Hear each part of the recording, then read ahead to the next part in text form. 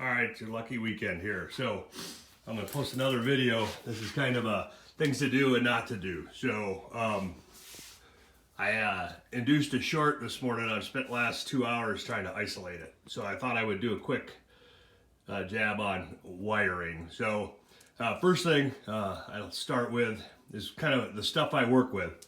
And if you're going to build a medium to a large layout, you want to plan your wiring out from the beginning, and then you want to have some useful tools. So first on wire, built this little dispenser.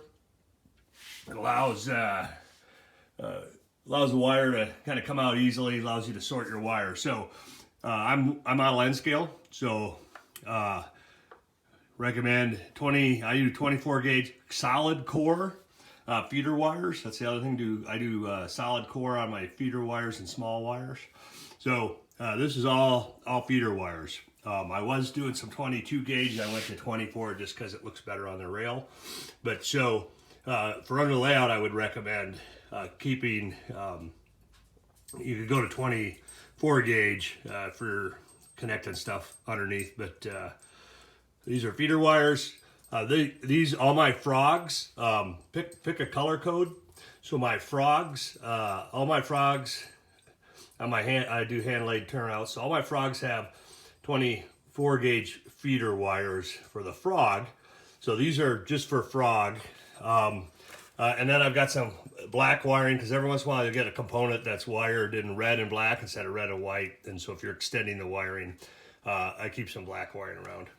So those are for feeders. Now I've got tortoise switch machines. So all my tortoise machines, from the tortoise I use a little connector, and I'll show you those in a minute. But so all my tortoise machines for these are red and black, not red and white. But all my tortoise machines, these are I think probably 20 gauge.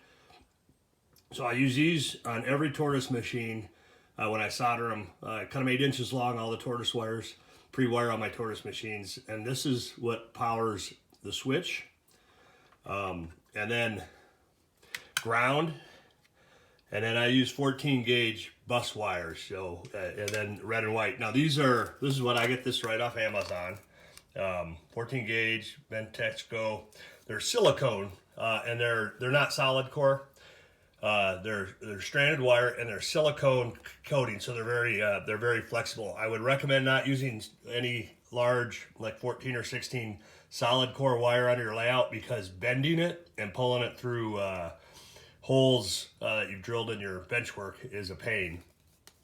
And the last bit of wiring is I use 16 gauge speaker wire.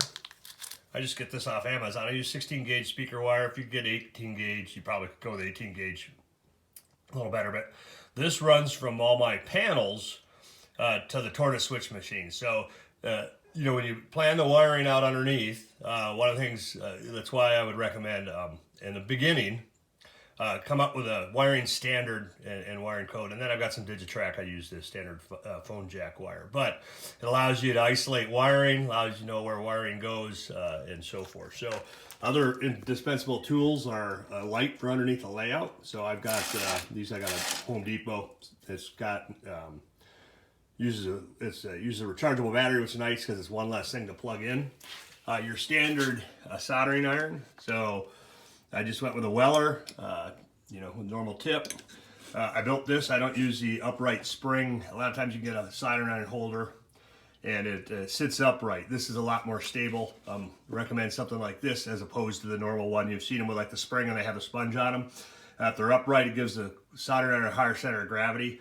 And if you're bouncing around under, I've actually pulled this off about every 3 months. This gets pulled off the layout somewhere because I trip on a cord. So, but it doesn't tip over on the layout. So water soluble flux paste for soldering. And then your standard solder core. So these are wire strippers. This stripper here, I don't know if they're officially called, but it's for stripping.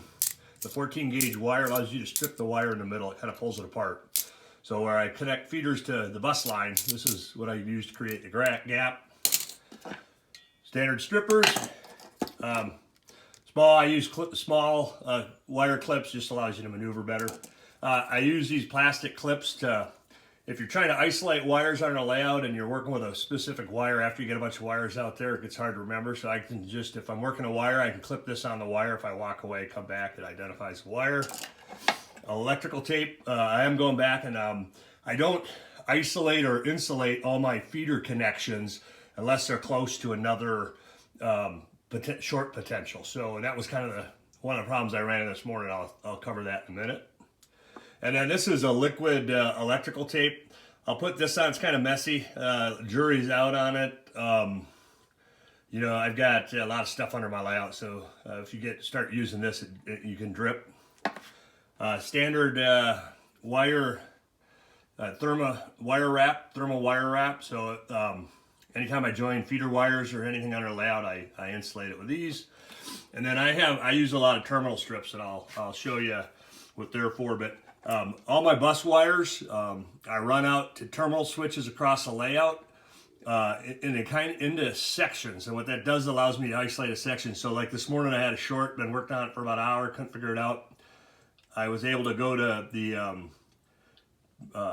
power zone and disconnect the area from the terminal strip this morning, and that verified that the short was in the area I thought it was, and that there wasn't some other short on the layout.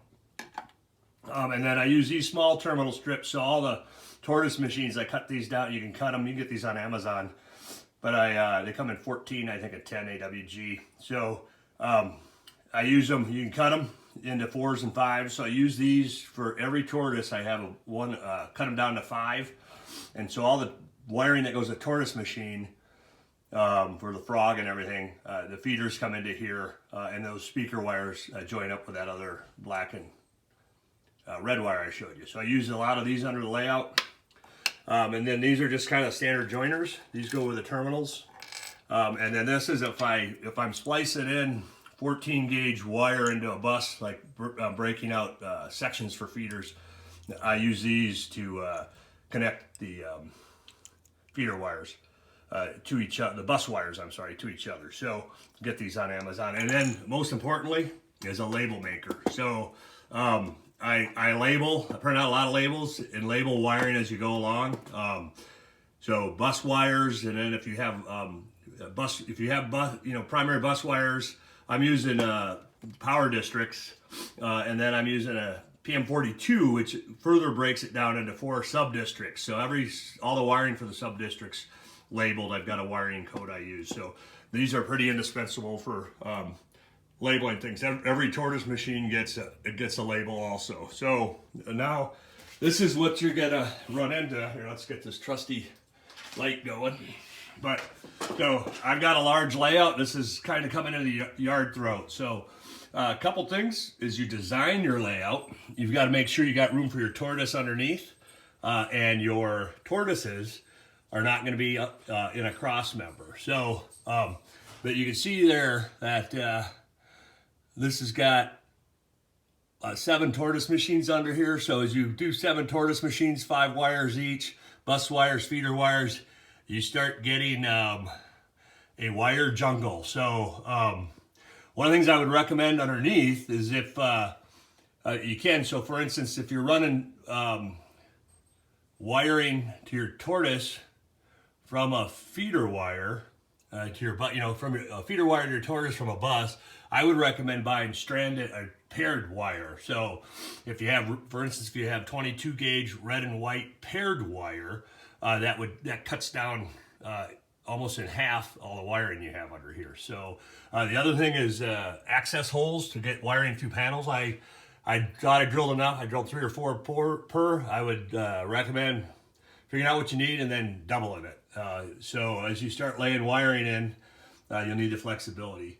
And then another thing too underneath is I kind of got the main line going, and I came in and got I got these other, I started putting switches in the other zones. So you very rapidly get a lot of wiring under here. I try to cinch it off with, these are indispensable, these little these plastic wire zip ties. Try to zip tie things up and organize it. But one of the things you need to do is if you're not wiring kind of sequentially and working your way from section to section all together, you want to leave some slack underneath. So as you come, as these tortoises come in, you got to move wiring out of the way. And if you don't have the slack, it'll get difficult. So this is what the west end of the yard's looking like. So I cleaned up some wiring last night. Everything was working. I cleaned up some wiring last night, moved some wiring around to tighten it up and clean it up, and I induced a short.